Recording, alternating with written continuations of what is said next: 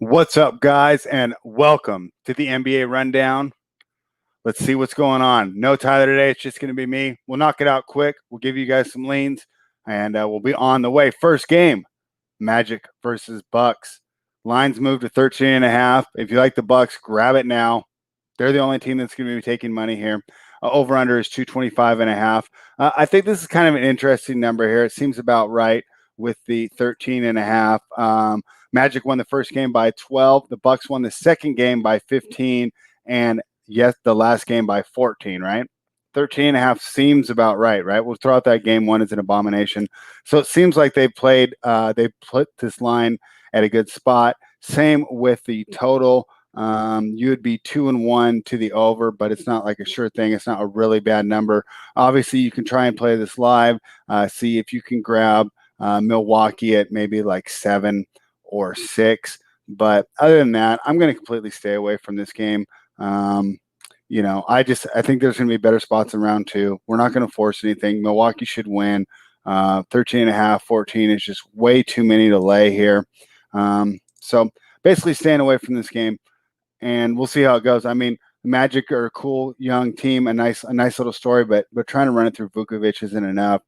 Even with not even the best performances by Chris Middleton, they've still been able to get it done. Bledsoe's doing a little better. This Milwaukee team's just too much. So I would completely off this game, or try and play it live and get a better number than 13.5.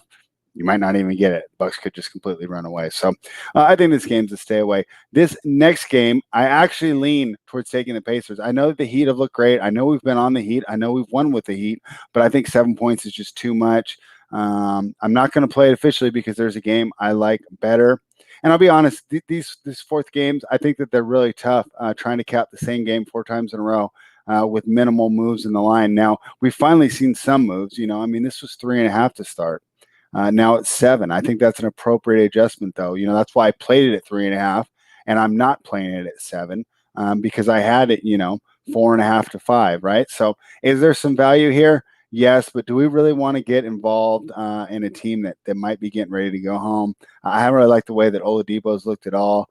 They really need huge games from T.J. Warren. Jimmy Butler seems to be in there, but I still think 7 points is too much, but not enough an edge to play. So we're staying away. Over under is 216.5. Not really sure where to go with this, as these guys have been fluctuating. Let's see. The first game would have landed on 214. Second game landed on 209, and the last game sailed over. So we're 1 and 2 to the under so far. I don't know. I don't see a huge edge there. I would go ahead and stay away. Lean taking the points if you have to get action. Definitely grab the Pacers if they fall down and you can get plus 14, plus 15. But other than that, we'll stay away. And let's move on to the game that I made my official play for tomorrow. That's the Houston Rockets minus 3.5. It's the same exact number as last game. Why is that? Because the Thunder won the last game. Let's take a look at what happened, though. Without James Harden in the game, this team completely fell apart. The Rockets probably, in my mind, win that game. They absorbed. The Thunder played to me what is their absolutely best performance, and it was a close game.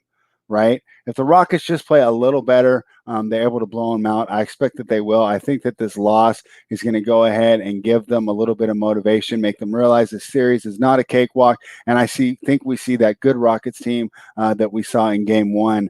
They completely blew out the Thunder. I just don't like the Thunder's ability to get points in the half court. We know that Chris Paul was able to do it last game, but can they do it consistently, and can they keep up?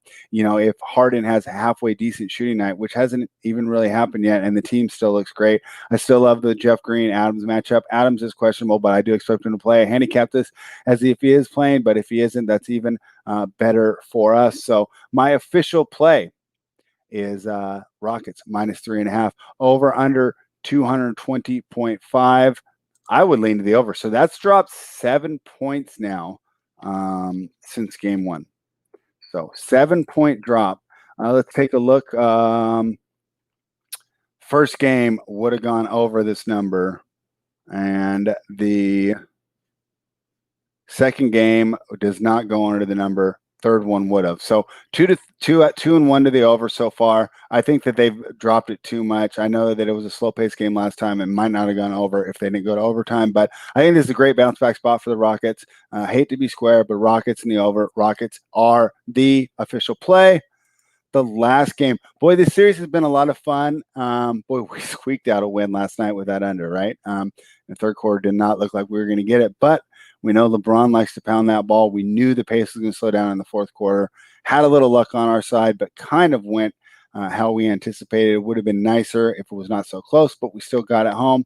I think this line of 7.5 is about right. I think the Lakers are 7.5 points better. I think the fatigue is starting to kick in. For the Portland Trailblazers, you know, they've been through a lot while the Lakers have just been coasting. Now they're getting into playoff feel. You could see it as they won the last two games rather easily here.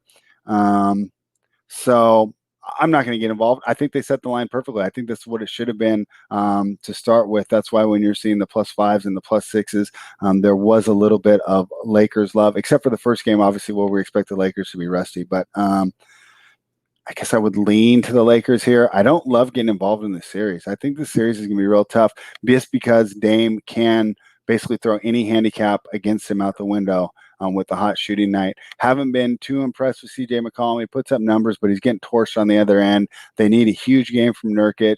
Anthony's been doing pretty well. Knows Zach Collins obviously hurts. Hoping to get some energy from Wendy Gabriel. Hasn't really happened.